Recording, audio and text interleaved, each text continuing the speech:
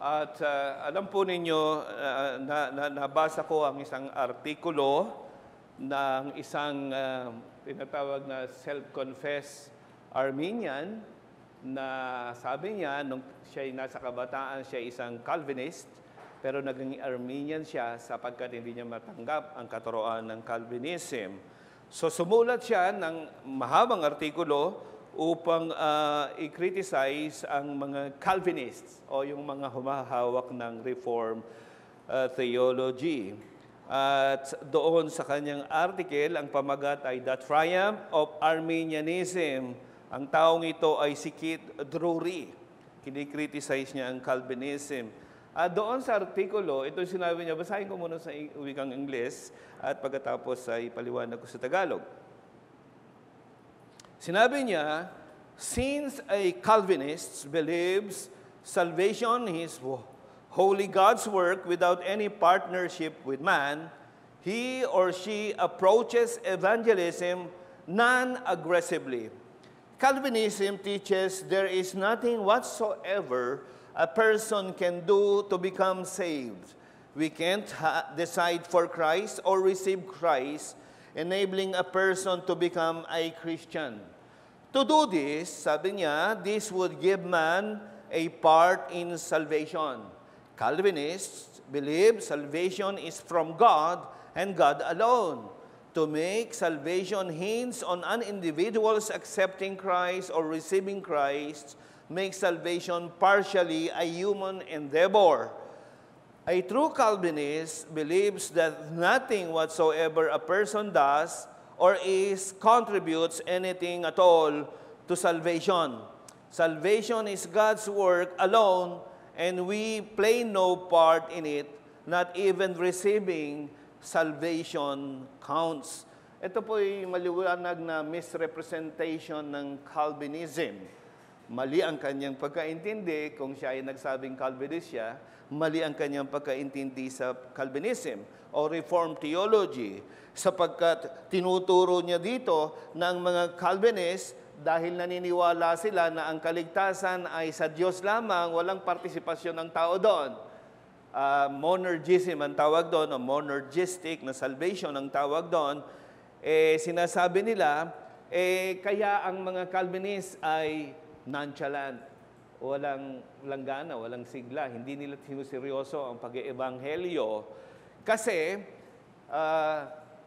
hindi sila naniniwala ng mga tao ay pwedeng tumugon na upang sila'y maligtas, magsisi, sumampalataya upang maligtas sa pamamagitan ng pakikinig ng pangangaral ng Ebanghelyo. Sinasabi ni Keith Drury, kasi pag ginawa ng mga Calvinist ito, ay lalabas na naniniwala sila na may partner, may cooperation ng tao. Pagka inimbita nila ang mga makasalanang magsisi at sumampalataya para maligtas. Hindi po ganoon ang Calvinism. Yun po ang makikita nating maliwanag. Calvinism don't believe, sabi nila, that sinners should be called to repent and believe to be saved because they cannot respond to accept Christ and be saved because salvation is God alone. Ang sagot ni John Hendricks sa kanyang artikulong yon, sabi niya, no one is saved without hearing the gospel. So make it clear, no one is saved without hearing the gospel. No Calvinist has ever taught, I hope ganito ang inyong paniniwala, that God works to save people apart from the Word of God. Missionaries and preachers and that we Christians can just nonchalantly wait for God to save people apart from the concurrent use of means. We believe God not only ordained the end, but the means as well. The end is salvation and reconciliation with God, and the means are prayer and the preaching of the gospel. So yun po ang sinabi ni John Hendricks na dahil sa misrepresentation ni Keith sa Calvinism, itinakda ng Diyos ang pangangaral ng Ebanghelyo upang tawagin ang mga makasalanang tumugon ng pagsisisi at pananampalataya para maligtas. Yun ang paraan na hindi niya pwedeng i-bypass. Inordain niya ang end, inordain niya din yung paraan para ma-meet yung end. At yun ay ang preaching. So without preaching, nobody will be saved. Kasi itinakda ng Panginoon ng preaching. Naalala ninyo, nung nakaraan, ginamit ko yung illustration ng paggawa ng isang mesa, nandiyan ang tools, nandiyan ang materials, na means para itayo ang isang mesa. Ngunit hanggat hindi mo gamitin yung means, hindi mabubuo yung mesa. Yun yung outworking ng mga decrees ng Panginoon. Tinakda niya na siya'y magliligtas ng mga makasalanan. Itinakda rin niya yung paraan na kung wala yung paraan, ay hindi magaganap yung kanyang mga itinakdang magaganap. So preaching, yun ay isang paraan. Pangangaral ng Ebanghelyo at pagtawag sa mga makasalanang magsisit mananampalataya upang maligtas ay ang paraan para maligtas. Hindi iba-bypass ng Panginoon ang paraan na yon. So, dinidil natin sa ating passage sa morning service ang tungkol sa prayer and preaching of the gospel sa liwanag ng sovereign decrees, ng eternal decrees ng Panginoon. So napakaganda ng ating pagtalakay dito sa aklat ng mga Kolosas, Kapitulo 4. We concluded last Sunday about prayer in relation to God's eternal decrees. Nakita natin doon ang conclusion, we are to view our prayers as included in the eternal decrees of God. So kailangan nating isama yan na ang panalangin ay kasama sa mga eternal decrees ng Panginoon. God has not only decreed from all eternity what will happen, but has also decreed that our prayers should be a means by which these things happen. And He has ordained the end, but also the means to the end. So yun yung motivation natin, to pray earnestly, perseveringly, and with much patience, pleading with God, because we know that God ordained prayer so that His eternal decrees will be fulfilled. Kaya tayo dapat magsipag, ginagamit ang panalangin natin para ganapin ng Diyos ang kanyang mga itinakda. I-apply natin yan sa preaching na passage natin ngayon. We are to view preaching as included in the eternal decrees of God. So pareho din yun. Kailangan natin isama ang pangangaral bilang paraan na itinakda ng Panginoon. So God has not only decreed from all eternity that He is going to save sinners. Hindi niya lang itinakda na siya'y magliligtas ng mga makasalanan, pero itinakda rin niya, He also decreed that preaching the gospel should be a means by which He is going to save sinners. Again, He has ordained the end, but also the means to the end. So as God would not bypass His ordained means, so preaching, nakita natin, as a means, He cannot bypass it in saving sinners sa kanyang pagliligtas ng mga makasalanan. Alam natin, because our God is sovereign and is omnipotent, is all-powerful, pwede siyang magligtas without the means. Pero inordain, itinakda ng Panginoon ang paraan para magligtas siya. At hindi niya iba-bypass yun, maski kaya niya magligtas without the means. Pero binigay niya ang means para sa kanyang pagliligtas. Sa ating passage, makikita natin dito na si Pablo, kinokonekta niya itong dalawang paraan ng biyaya. Ang panalangin na tinatawag na indispensable, yung kailangan na kailangan, hindi pwedeng mawala sa paraan ng pangangaral. At kung wala ang pangangaral ng Ebanghelyo upang tawagin ang mga tao, upang magsisi at manampalataya, no one will be saved. That's plain and simple. So ang ating message for this morning, the diligent and earnest preaching of the gospel is necessary in carrying out God's eternal decree in saving sinners. Ang masipag at nagtsatsagang pangangaral o pag-iebanghelyo ng Ebanghelyo ng Panginoon, kinakailangan yon, hindi pwedeng wala iyon sapagkat diyan ang ginagamit ng Panginoon upang iligtas ang mga makasalanan. Sa madalit salita, in other words, yung zeal natin sa evangelism is motivated by our consciousness. Without the proclamation of the gospel, people cannot be saved.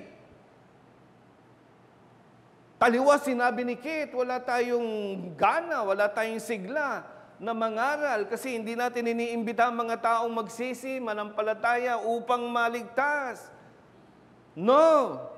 We believe that God ordained preaching as a means to save sinners. And unless we preach the gospel, no salvation to talk about in the first place. Kaya dapat tayong maging masipag sa pag-iebanghelyo. Kasi walang maliligtas kung di tayo magsisipag mag-ibanghelyo. Now, basahin natin ang ating talata dito sa Colossus chapter 4. And let me again read to you verses 2 to 4. Colossians 4 verses 2 to 4. In Tagalog, makita natin, magpatuloy kayo sa pananalangin at kayo'y magbantay na may pagpapasalamat at idalangin din ninyo kami na buksan ng Diyos para sa amin ang pinto para sa salita upang aming maipahayag ang hiwaga ni Kristo na dahil din dito ako'y nakagapos upang ito'y aking maipahayag gaya ng aking nararapat na sabihin. Manalangin muna tayo, hingin natin ang tulong ng ating Diyos sa ating pag-aaral. Ama naming Diyos, muli tutunghay kami sa iyong salita. Ito'y mga espiritual na katotohanan, kaya maliban na ang banal na espiritu'y kumilos upang buksan ang aming espiritual na pangunawa, mananatiling nakataklob ang mga katotohanan ito sa aming mga mata. Kaya dalangin namin at pinaninig-Lord, samahan mo kami ngayon sa aming pong pag-aaral upang maunawaan namin ang napakahalagang paraan ng biyaya ng pangangaral para sa kaligtasan ng mga makasalanan. At ito po ay aming dinadalangin sa iyo sa ngalan lamang ng aming Panginoong Jesucristo. So dalawang bahagi lang ang titignan natin sa talata natin. First of all, yung pananalangin, ang kailangan o hindi pwedeng wala sa paraan ng pangangaral sa verse 3, and first part ng verse 3 yan. At yung pangalawang puntos, yung paraan ng biyaya ng pangangaral ay ang paraan para sa kaligtasan ng mga makasalanan. Titignan natin yung una nating puntos dito sa ating talata. So prayer is an indispensable means to preaching. Doon nagsimula si Pablo rito. Idalangin din ninyo kami na buksan ng Diyos para sa amin ang pinto para sa salita. Kinukonekta dito ni Apostol Pablo ang paraan ng panalangin sa paraan ng pangangaral. At dito, pinakikita niya, hindi pwedeng walang pananalangin pagdating sa paraan ng pangangaral. Napakahalaga how important is prayer to the proclamation of the gospel. Pansinin ninyo, ang apilad niya ni Pablo, idalangin ninyo kami. Palagi yan ang madalas na sinasabi ni Pablo. Kagaya sa unang Tesalonica, chapter 5:25. Sinabi niya doon, mga kapatid, idalangin ninyo kami. Marahil, sa loob ng kulungan, kung saan siya ay naka-house arrest sa Rome, kasama niya si Timothy, or probably si Epaphras kasama din niya doon. Kaya sinabi niya, idalangin niyo kami. Ano yung object ng prayer request ni Pablo dito? Ang sabi niya, that God would open the door for the word. Na ang Diyos ay para sa amin ang pinto, na buksan ng Diyos para sa amin ang pinto para sa salita. No, ang ganda, no? Yung metaphor na pintuan, door, yung ibig sabihin lang nun, yung bakit may pintuan, yung opportunity to enter, a means of approach. Pag may pinto, access yun, kaya may pinto, yun. It's an opportunity, yung pinipresent ng door. Sa konteksto natin, yung door dito is an opportunity for the word, for the message, for the gospel itself. So hinihiling ni Pablo, buksan ng Diyos ang oportunidad para sa ebanghelyo. Yun ang sinasabi niya. Ganyan ang sinabi niya sa unang Korinto 16, 8 at 9. No, kung minsan, pag nagsasabi ako ng talata, baka naman may hawak kayong Biblia, magbukas din kayo. Kakatingin kayo sa akin eh. Alam ko naman na amaze kayo sa akin eh. Pero wala sa akin ang talata ng Biblia. Nandiyan sa hawak ninyo. Maging iPad yan, ang Biblia. Ay buksan ninyo ang inyong mga Biblia. Dito sa unang Korinto. Biro lang mga kapatid. Unang Korinto 16:8-9. Itong sinabi sa atin, subalit ako'y titigil sa Epeso hanggang sa Pentecostes. So nandito kasi sabi niya sa mga taga-Korinto, ay gusto kong pumunta sa inyo eh. Pero bago ako pumunta dyan, teka muna, titigil muna ako sa Epeso hanggang Pentecoste, yung may certain period. Ano sabi niya? Bakit siya mag-i-stay sa Epeso? Sapagkat isang maluwag at mabisang pinto ang nagbukas para sa akin. Ngunit maraming kaaway. So sa kabila ng maraming opposition doon sa Epeso, sabi ni Pablo, may bukas na pintuan, maluwag eh. Napakagandang opportunity para sa salita ng Diyos. Dito muna ako, maski may panganib. Kasi may bukas na pintuan. Sinabi din niya sa pangalawang Korinto 2:12, nang ako'y dumating sa Troas upang ipangaral ang Ebanghelyo ni Kristo, may pintong nabuksan para sa akin ng Panginoon. So dito, sa makikita natin sa Troas, sabi ni Pablo, nagbukas ang Diyos ng pintuan para sa akin para sa Ebanghelyo ng Panginoong Kristo. Pansinin ninyo, nasaan si Pablo nung hiningi niya ang dalangin na ito na magkaroon ng pintuan para sa salita? Nasa loob siya ng kulungan, mga kapatid. Unlikely place, hindi ba? Kung ikaw ba nasa kulungan, sana sabihin mo, panalangin niyo ako, sana magkaroon ako ng open door para sa Ebanghelyo sa loob ng kulungan. Paano ako magbi-minister? Nasa loob ako ng kulungan. Parang ganon, Ang sinasabi niyo, unlikely place for an open door for the gospel inside prison. Ang implikasyon nito, sinasabi lang ni Pablo dito sa kanyang mga sinulatan, ang isang bukas na pintuan para sa Ebanghelyo can be at any time, at any place, at any situation. Mga kapatid, maliwanag sa sinasabi ni Pablo, ako, nasa kulungan ako, but I'm asking for your prayers that God will open the door for the gospel, even here in the prison. Because at any time, any circumstance, any place, God may open the door, then don't lose that opportunity. Pag nagbukas ang pintuan ng Panginoon para sa Ebanghelyo, don't close the door. Just get the access for the Word pagka nagbukas ang Panginoon ng pinto. In fact, sa loob ng kulungan, we read doon sa Philippians chapter 1, verse 12 to 24. Philippians chapter 1, verse 12 to 14, makikita natin doon na anong naganap habang nasa kulungan sa Roma si Pablo. Sinulat niya rin ang sulat niya sa Epeso nang siya'y nakapinid sa loob ng kulungan sa Filipos. At sinabi niya, ngayon ibig ko na inyong maalaman, mga kapatid, na ang mga bagay na nangyari sa akin ay nangyari sa lalong ikasusulong ng Ebanghelyo. Nasa loob siya ng kulungan. Ano pat ang aking mga tanikala kay Kristo ay nahayag sa lahat ng mga bantay sa pretoryo at sa mga iba't iba pa. At ang karamihan sa mga kapatid sa Panginoon na palibhas ay may pagkakatiwala sa aking mga tanikala ay lalong nagkaroon ng tapang upang salitaing walang takot ang salita ng Diyos.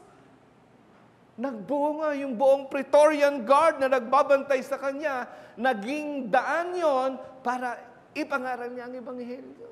At marami ang naligtas sa kanila. At hindi lamang yun, yung lahat ng kasama niya naengganyo, na-motivate, na ipangaral din ang Ebanghelyo sa marami.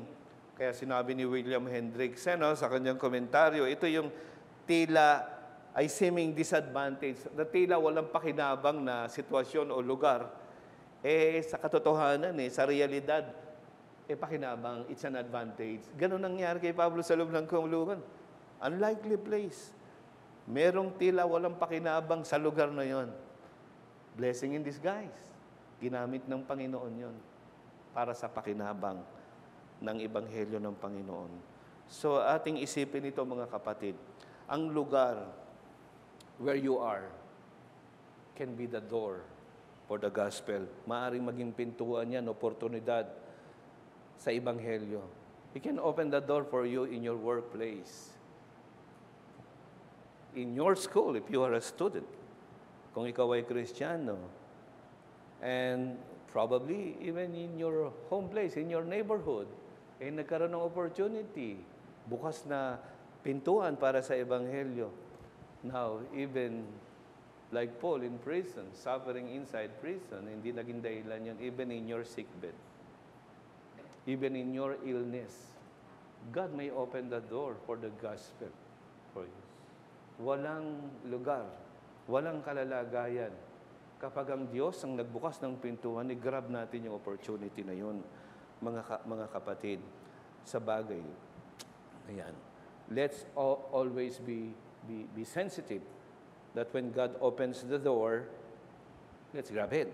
Kasi nakita natin kung bakit indispensable, kung bakit hindi pwedeng wala ang pananalangin sa paraan ng pangangaral.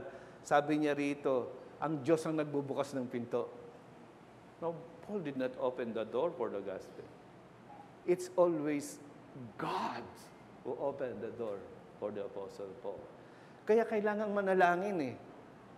Sinasabi ni Paul, I need your prayers because I cannot open the door. Unless God opens the door, there will be no door for me for the gospel. Yun yung mahalaga. Alam naman natin si Pablo, he made plans, nagawa siya ng mga plano sa kanyang missionary journeys. But it was God, by the work of the Holy Spirit, ang nagbukas ng pintuan para sa Ebanghelyo. Hindi lahat ng pinuntahan ni Pablo, nagbukas ang pintuan ng Diyos para sa Ebanghelyo. Remember do sa Acts 16 and 6 following, gusto ni Pablo na magbukas siya ng pinto sa Asia, gusto niya doon niya ipangaral ang salita ng Diyos. Ano sinabi doon? He was forbidden by the Holy Spirit. Hindi nagbubukas ng pintuan ang Diyos doon sa lugar na yon sa Asia. Kaya kailangan niya, sinabi, pumunta ka sa Macedonia. Doon ko bubuksan ng pinto sa iyo. At sumunod si Pablo. Ano nangyari? Philippi.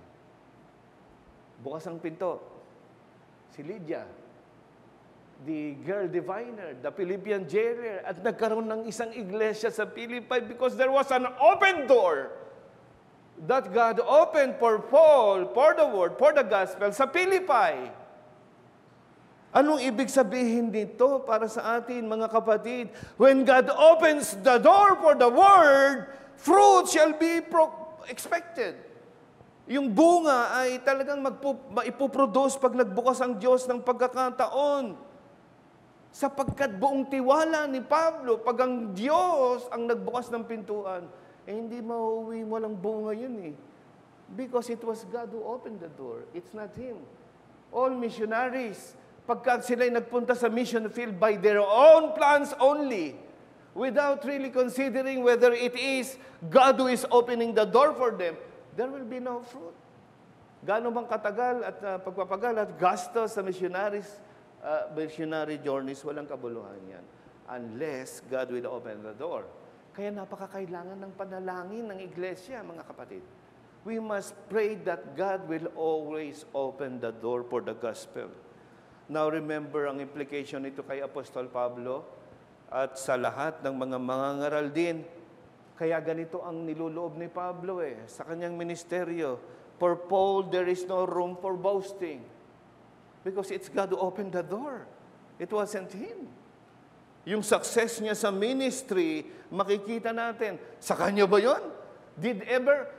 Basahin niyo ang mga sulat ni Pablo. Did Paul ever claim glory for himself, for his success in his missionary journeys? No! It is always, God be glorified! Alam natin yung ating 5 solas, di ba? Soli Deo Gloria. Yan ang prinsipyo ni Apostol Pablo because he knows that it is God who opens the door.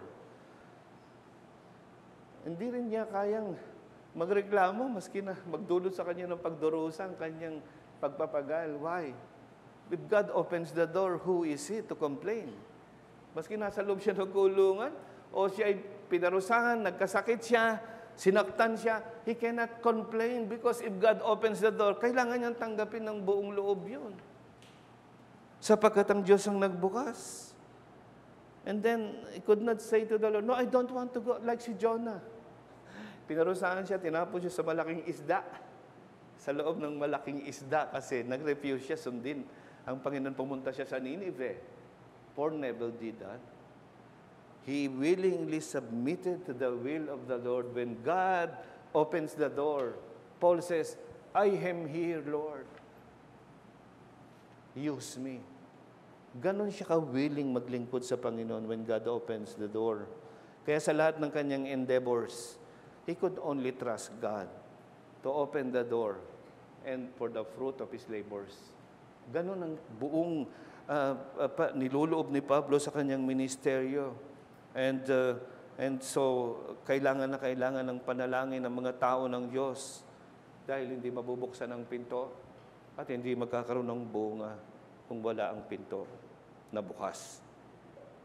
Kaya natutuhan natin dito, ang panalangin ay isang kinakailangan. Hindi pwedeng wala, indispensable sa pamamaraan ng pangangaral o pag-iebanghelyo. My brethren, do not expect fruit of conversions without your prayers.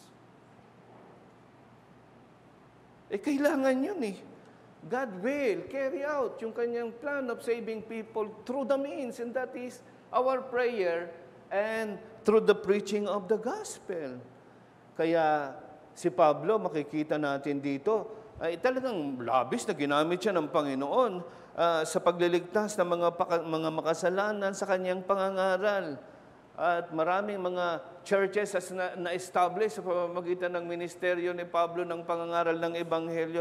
If there is anyone who should boast, who has this, sabihin natin, right to boast, it's him.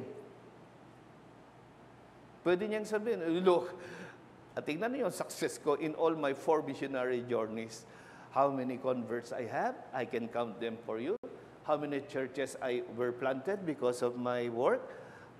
I can count them for all of you. Pero ano sinabi ni Pablo? I can do it without your prayers. Hindi. With all those success in the ministry, I need your prayers. Please pray that God will open the door. Nanikluhod siya sa panalangin ng mga mananampalataya. Kinikilala ni Pablo na kung hindi ang Diyos ang magbubukas ng pinto, anumang gawin niya, walang magagawa siya sapagkat ang kapangyarihan upang magligtas ay nasa Diyos lamang. Gano'n man siya kagaling mangaral, gano'n man karami ang kanyang resources, probably salvation belongs to the Lord, hindi sa Kanya. Kaya kailangan niya ang panalangin, naninigluhod siya para sa panalangin ng mga mananampalataya. So gospel fruitfulness is not due to our lack of abilities or resources. Kung minsan yun, walang bunga yung mga mission work natin, yung pagpapagal natin sa Ebanghelyo, parang tinitignan natin yung ating kakayanan, yung ating resources. But actually, the problem is our lack of prayer. We don't pray enough. Revivals happen. Why? Because believers are praying. Kaya dumating ang mga revivals. Gaano kahalaga ang pananalangin sa ministeryo sa paraan ng pangangaral. Napakahalaga niyan, mga kapatid. Kaya idalangin ninyo yung mga nangangaral. Dalangin niyo lahat ng tatayo sa pulpitong ito, sa lahat ng mga nagtuturo, nag-eebanghelyo.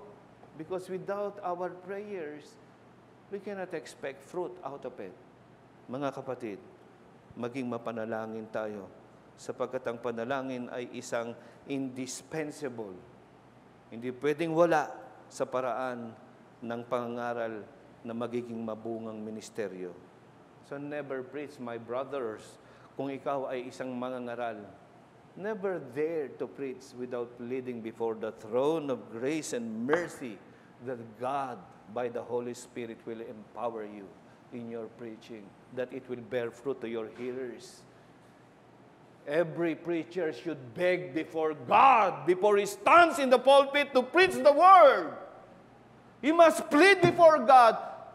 God, use me, because if not, I will stand like a laughing statue before people. Nothing will be affected. But we all need God, dear preachers. I hope you learn that. Never stand before the pulpit without pleading before the mercy of God to use you in preaching His word. And then secondly, let's look at a brief one is the means of grace of preaching in saving sinners. So nakita natin yung connection na yun, ano? And then he said, ano yung request niya? Upang aming maipahayag ang hiwaga ni Kristo, na dahil din dito, ako'y nakagapos upang ito'y aking maipahayag, gaya ng aking nararapat na sabihin.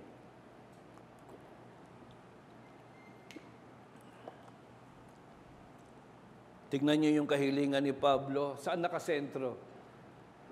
Sa proklamasyon ng salita ng Diyos. For the preaching of the gospel. Well, alam naman natin, ano, yung pag pinagtawag natin ang evangelism o ang pag-iebanghelyo, ang ibig sabihin niyan, the communication of the gospel to people. Yun ang evangelism. And sometimes, sa pag-communicate natin ng gospel na yan, iba't ibang paraan eh. Yung nangyari kay Philip sa Ethiopian eunuch sa Acts chapter 8, remember that? Sumakay sa karwahe si Pablo dahil narinig niyang binabasa ng Ethiopian eunuch yung bahagi sa Isaiah. Sumakay siya doon at ipinaliwanag niya yung binabasa niya. And he preached to the Ethiopian eunuch Jesus Christ. At dahil doon, yung Ethiopian eunuch na-convict, nanampalataya, naligtas. Dahil ipinroklama personally ni Philip sa Ethiopian eunuch ang ebanghelyo ni Kristo. At dahil doon, nang siya'y maligtas, nakakita ng tubig yung Ethiopia. O may tubig doon. So hindi tabo ng tubig ang nakita niya doon. Talagang tubig na pwede siya ilubog. May tubig doon. Ano bang nakakapagpigil para ako'y bautismohan? Dahil ako'y mananampalataya na ngayon. Tinanggap ko ang ebanghelyo, ako'y naligtas dahil ipinangaral mo sa akin ang ebanghelyo. Kaya bumaba sila ng karwahe, binautismo ni Felipe yung Ethiopian eunuch sapagkat ngayon siya'y alagad na ni Jesus. It could be your personal witness in sharing the gospel to anybody. Sometimes, but rarely of course, may mga naligtas dahil sa personal reading nila. They're not believers, pero dahil nabasa nila isang talata, marami kayong makikita sa history, ganyan mababasa. Nabasa yung talata, na-convict siya. And then, naging mananampalataya siya dahil doon sa conviction na yun. But normally, we find in the Scripture the means in communicating the gospel. Yung paraan ng pag-communicate ng gospel is the word na preaching. Yung family ng keruzo, yung family ng pangangaral na salita na ginagamit. Kaya yan ang binibigyan diin ni Pablo rito, yun ang inire-refer niya rito na makikita natin na ini-employ niya.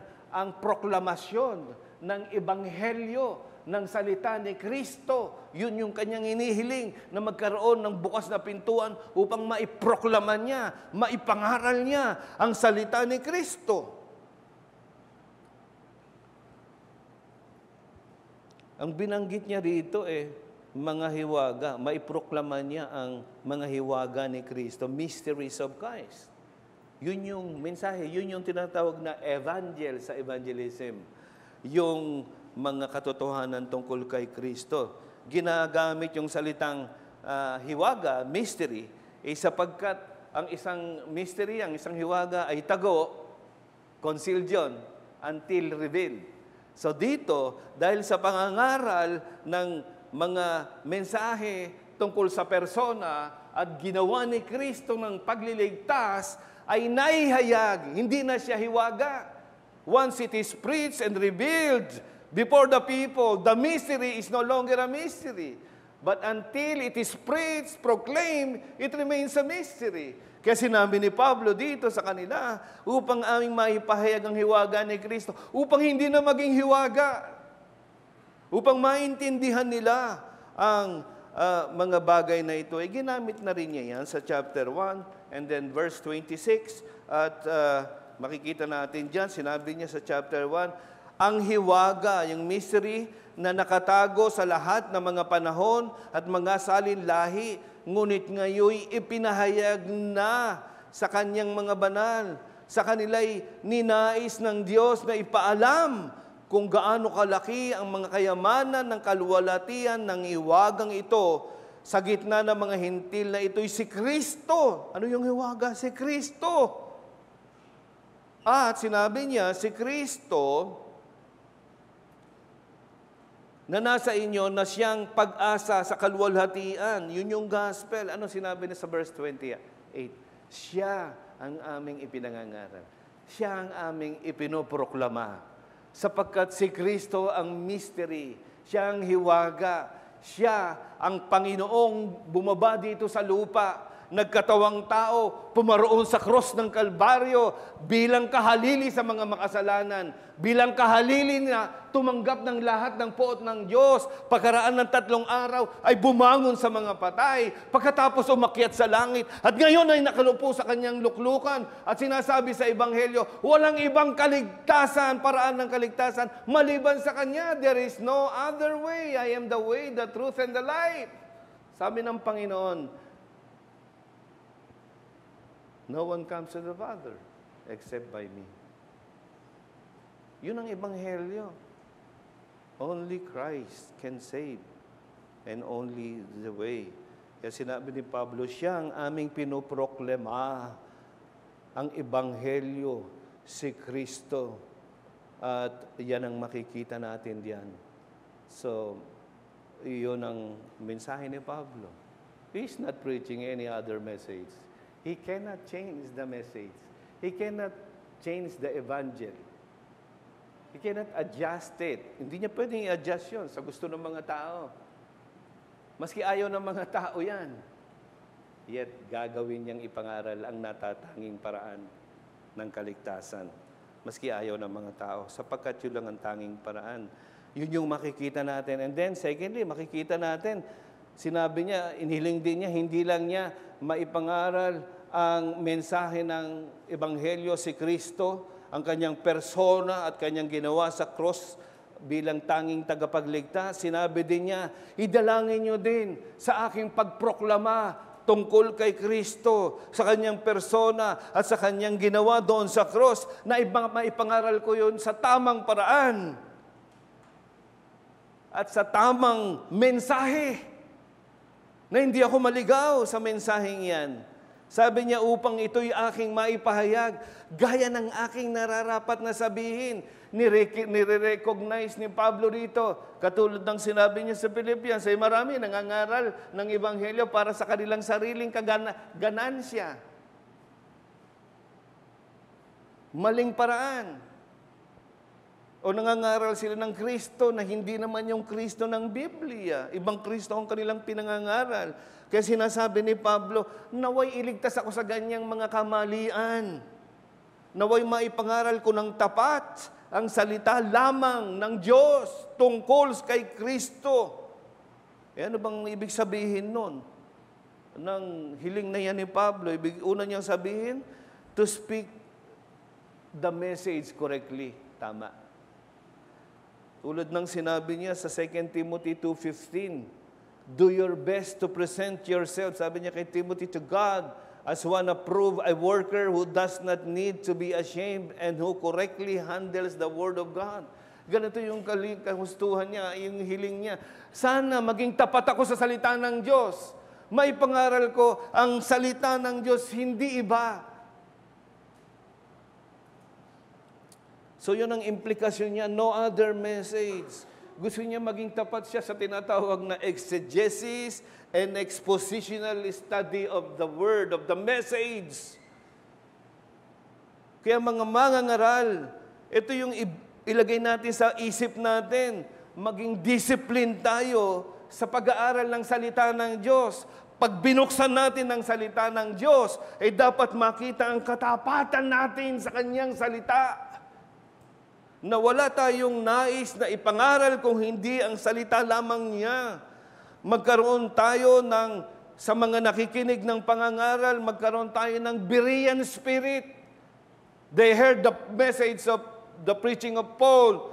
Ang ginawa nila, siniyasat nila ang banal na kasulatan kung talagang yung ba'y turo ng salita ng Diyos sa Acts 17:11. They examined the scripture if it were really God's word. Ganon din dapat niluloob natin. Huwag kayong basta makinig kung sinong titindig sa pulpito at mga ngaral. Always look at the word of God. Is this what the word is saying? Is this preacher speaking about the words of Christ or the other words of men? Kailangan maging tapat tayo sa ganyan. So, yun ang una niya. Dinihiling ko sa inyo na maipangaral ko ang salita ng nararapat, tama. At ibig niyo rin sabihin yan, may paliwanag ko ng maliwanag. Simple, sana hindi ako magulo sa inyong pandinig ngayon. Kaya minsan yung mga nangangaral, binubuhol-buhol yung mga isip ng mga nakikinig. Di ba? Ano ba talaga gusto nyo tumbukin? Ano ba talaga? Minsan may mga gano'n, di ba? I hope I'm not like that to you. So, yung business ng isang mangangaral to make his message simple and understandable. Yun yung makikita natin gusto na sabihin ni Pablo. Anong kabuluhan kung gagamit siya ng high-polluting theological word sa kanyang preaching, hindi naman bababa sa mga tao. Ano ba yung ibig sabihin nun? Hindi ko maintindihan. Ay, preacher's business is to make it palatable to every person in the congregation. The educated, the uneducated, the children, and all people who are listening to the gospel, it could be understood. Hindi pwedeng maging academic ang preaching. It should go down to the hearts of the hearers in a simple way. And, ibig din sabihin ni Pablo dyan sa kanyang kahilingan, to speak it boldly and with confidence. Mawala yung takot niya sa kabila ng mga oposisyon. Maalis yung takot niya sa pangangaral ng tama at maliwanag sa ebanghelyo ng Panginoon. This is the discipline of every preacher. Hindi siya nagke-cater siya sa mga felt needs ng mga hearer. Hindi niya i-adjust yung mensahe niya dahil ito yung nararamdaman niyang kailangan lang ng congregation. Ito yung inihingi ng congregation. Ay, hindi siya mag-a-adjust tungkol sa what is the popular message today. O, yun ang gagamitin ko. Tapos gamitin ko yung Bible para makapangaral ako ng modern message today. Hindi niya i-adjust yun. Yung makikita natin doon. At hindi rin niya gagamitin ang pangangaral as an entertainment stage. Maraming makikinig, maraming pupunta. Gagawa ko ng iba't ibang klaseng paraan na ma-entertain sila. But no. Ang maliwanag dito, what is God's word? That must be the one to be proclaimed. Kaya dito maliwanag, sinasabi niya, hindi rin niya inihiling na, magkaroon ako ng mga miraculous, powerful na mga manifestation ngayon habang ako'y nangangaral, marami akong pagagalingin. Hindi rin ganon. Hindi siya lilihis sa matapat na pangangaral ng salita ng Panginoon. Si Spurgeon, nung panahon niya, aral ito sa mga mangangaral. Ano? Nung panahon niya, in-address niya na yung mga mangangaral na talagang popular din sa panahon niya yung felt needs, yung preaching that is catered to the felt needs of people. Ina-adjust ang mensahe. Kaya nagsalita, may nagsabi, ito yung tungkol kay Spurgeon. Si Spurgeon, sinabi, who managed to draw a few hearers despite his insistence on biblical preaching. Kasi tapat siyang mangaral ng Biblia kakaunti naman ang nakikinig sa kanya, sabi niya. Sabi niya, Spurgeon confessed, sinabi daw ni Spurgeon, the true ambassador for Christ feels that he himself stands before God and has to deal with souls in God's stead as God's servant, and stands in a solemn place, a place in which unfaithfulness is inhumane to man as well as treason to God. Ganun kaibigan, hindi ko, sinasabi ni Spurgeon, hindi ko i-adjust ang mensahe para lang sa mga tao. Sapagkat ang pinag-uusapan dito, mga kaluluwa, maaaring mapunta sa impyerno, na inaakala nila na maliligtas sila sa kaparusahan ng Diyos, dahil sa narinig nilang nakakapagpataba ng damdamin o ano pa man na paraan sa mga nakikinig. Kaya sabi niya, manginig kayo mga mangangaral. Yun ang sinasabi niya. Pag nakatindi ka dito sa kalalagayan na nagsasalita ka tungkol sa impyerno at langit na maaaring puntahan ng iyong mga tagapakinig. Kaya para baluktutin ang mensahe, ay inihumane yan sa tao. At sinabi niya, treason yan sa Diyos kapag ka iniba. So I hope we learn that lesson as well, to speak the word and only the word of God. Now, in the last place, gusto ko lang pakita natin that Paul firmly believes that the means to save sinners is the proclamation of the gospel. I hope I'm clear, naging maliwanag tayo diyan, the faithful preaching of the gospel. Ayan ang paniniwala ni Pablo eh. Kaya ito yung kahilingan niya. Unless he is able, with an open door, opened by God, na ma-preach niya ang ebanghelyo,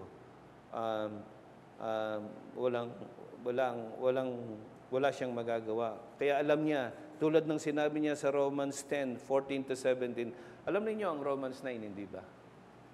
Ang Romans 9, tungkol yan sa sovereign election ng Diyos. Pagdating sa Romans 10, ano yun? Tungkol yan sa responsibility. Kailangan marinig nilang mensahe ng ebanghelyo. At ang mga tao'y tumanggap sa mensaheng ito para maligtas. You see what Paul is doing sa Romans 10. Kaya sinabi niya sa verse 14-17, ngunit paano nga sila tatawag sa Kanya na hindi nila sinampalatayanan? At paano sila sasampalataya sa Kanya na hindi nila napakinggan? Kaya ang pananampalataya ay nanggagaling sa pakikinig at ang pakikinig ay sa pamamagitan ng salita ni Kristo. Without preaching, no salvation to begin with. Walang kaligtasang pinag-uusapan. People should hear the gospel. Sabi niya sa Romans 9, God is the one who chooses whom to save. It's His prerogative. But unless a person believes, repent and believes, and accept Christ as his own Lord and Savior, he will not be saved. Kaya kailangan ng isang mangangaral na mahihimok upang magsisi at sumampalataya ang mga tao upang maligtas. Now, isipin ninyo, anong nature ng saving faith? Ang saving faith, ang ibig sabihin niya na hindi ito isang leap in the dark, yung bahala na, basta, sige, gagawin ko ito. Hindi po ganun ang pananampalataya. Ang pananampalatayang nagliligtas, merong narinig na katotohanan. Naintindihan niya yung katotohanan. Tinanggap niya yung katotohanan. Pinagkatiwalaan niya yung katotohanan na yon para sa kanya. Yun ang nagliligtas na pananampalataya. Kaya pag hindi na ipangaral ang salita ng Diyos, ang ebanghelyo, na hindi niya naintindihan, hindi niya tinanggap, hindi niya pinagkatiwalaan, paano magkakaroon ng kaligtasan? Pananampalatayang nagliligtas.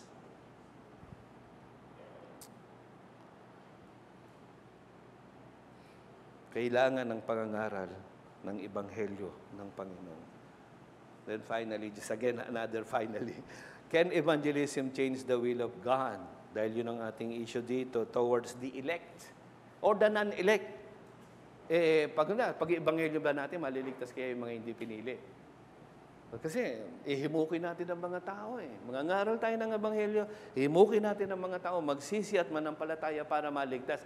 Ay, paano yung hindi tinili ng Panginoon Hindi niya itinakdang maligtas. Maliligtas kaya? Yun ang isang gusto kong sagutin. Buksan ninyo sa mga gawa, Kapitulo 13, 48, Acts 13, and verse 48. Maliwanag, pag nabuksan niyo doon, ayan ang itong sinasabi. At nang marinig ito ng mga Hintil, they heard the preaching of Paul about the gospel, and then, nangagalak sila at niluwalhati ang salita ng Diyos, yon, at nagsisampalataya ang lahat ng mga itinilaga sa buhay na walang hanggan. May problema ba sa pinili? Hindi. Ano ba? Binaligtad ba? Sinabi, kaya may mga nanampalataya doon dahil kaya sila pinili ng Diyos. Ganun ba sinabi doon? Hindi. May mga nanampalataya kasi sila yung mga pinili. Nauna yung pinili, kaya sila sumampalataya. Pinroklaman ni Pablo ang salita ng Diyos. May mga nanampalataya at naligtas. Yung mga nanampalataya at naligtas, yun yung mga itinakda sa kaligtasan. Yun yung mga pinili sa kaligtasan. Hindi natin dapat pagbanggain ng mga katotohanan yan, mga kapatid. At mga kaibigan, maliwanag naman yan na ating makikita sa bagay na yan. And then, makikita rin natin sa Acts 18, 9-11, sinabi doon dito at sinabi ng Panginoon kay Pablo ng gabi sa pangitain, huwag kang matakot, kundi magsalita ka at huwag kang tumahimik sapagkat ako'y sumasa iyo at sino may hindi ka madadaluhong upang saktan ka sapagkat makapal ang mga tao ko sa bayang ito at siya'y tumahan doong 1 taon at 6 na buwan na itinuturo sa kanila ang salita ng Diyos. Ano yung nagbigay ng confidence kay Paul na manatili sa loob ng sinabi doong 1 taon at 6 na buwan, 1 buwan at kalahating nangangaral siya doon na kinakaharap niya ang panganib? Ano sinabi doon? Sabi ng Panginoong Jesus, marami akong tao doon. Yun ang confidence ni Paul in preaching the gospel. Because he is assured that God has people in every place whom He chose who will believe and be saved. Yun yung confidence ng evangelism natin. Because God has many people and that when they hear the gospel, the elect must hear the gospel. They will not be saved until they hear the gospel proclaimed, until they respond in faith and repentance to the only Savior, the Lord Jesus Christ. No elect without faith in the Lord Jesus Christ. They need to hear and believe. Yun ang confidence ni Pablo. My brethren, preaching is a necessary means to salvation. So unless we share the gospel, we cannot expect people to be saved. Yung confidence, katulad ng confidence ni Pablo, ay wala sa abilidad niya kung hindi sa Diyos na nagliligtas. Hindi tayo nag-iebanghelyo na katulad ng hit and miss lang, bahala na kung may maliligtas o wala. We are evangelizing people because we know that God will gather whom He has chosen to save through the preaching of the word of the gospel. But they will not be saved. The lost will not be gathered until they hear the gospel. Kaya ito dapat yung motivation natin to become zealous sa ating pag-iebanghelyo, sa ating pangangaral ng salita ng Diyos, because God will definitely save the lost through the preaching of the gospel, and the only means provided by God to save sinners. Magsipag tayo, mga kapatid. We need the prayers of God's people, at dapat tayong magsipag sa pag-ebanghelyo. Because unless we evangelize, we preach, proclaim the gospel to sinners, they will not be saved. God has ordained the end, but He has also ordained the means to the end. Let that be your motivation, my friend, my brothers. Huwag kang maging kalos, nonchalant, indifferent sa pag-iebanghelyo, sapagkat yan ang itinakda ng Panginoon para maligtas ang mga makasalanan. Sa iyo na kapwa ko mga ngaral. Sana magkaroon ka ng loobin ni Richard Baxter pagdating sa pangangaral. Anong sinabi niya? I preach as never sure to preach again. And as a dying man to dying man, yun yung urgency niya. Mga kapatid kong mangangaral, ito ang salita ng Diyos, ipangaral natin ng buong tapang, buong katapatan, sapagkat ito ang paraan ng Diyos upang magligtas ng mga makasalanan. Eternity hangs in the balance as the preacher proclaims the word of God. Bear that in mind, dear preacher. Eternity is in a balance, hangs in the balance as the preacher proclaims the word. Now, mga kaibigan kong naririto, why are you here? Aksidente? Hindi. You are here because God brought you here. Kung hindi ka mananampalataya ngayon, here is an open door. The Lord Jesus Christ is proclaimed to you as your only hope. As the Savior, the Redeemer who died on the cross to save sinners. To save people from eternal damnation in hell. That is the gospel for you. There is an open door.